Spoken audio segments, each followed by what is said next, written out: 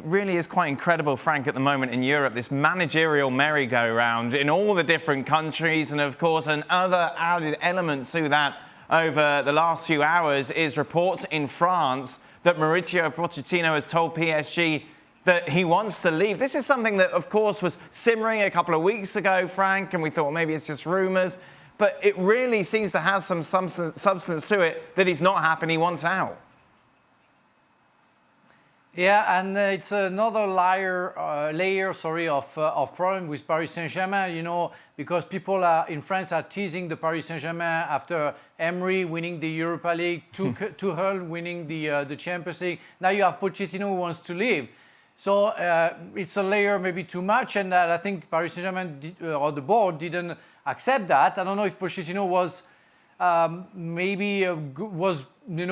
tending to go to Real Madrid, and I don't know if there is maybe a kind of a deal between Real Madrid and Paris Saint-Germain because maybe there is a transfer of Mbappé coming up. I don't know.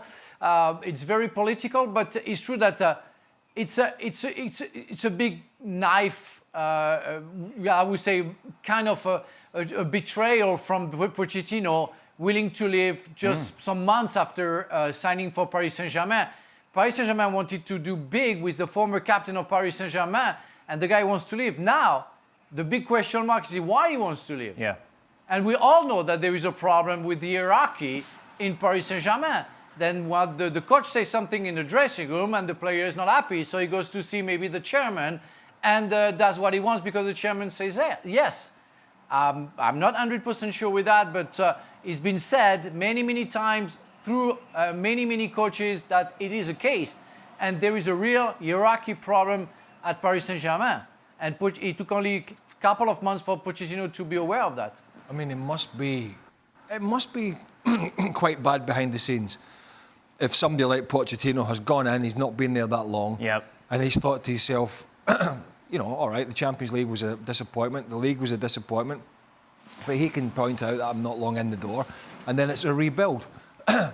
And the reason I say it must be politically not very good behind the scenes is because he was at Tottenham for, 5 years, and Tottenham's not an easy club to go in and operate in. Daniel Levy is not an easy guy to operate with at times because quite often you don't get what you want, and what you've got is what you've got to deal with. And he operated in those circumstances quite successfully for a period.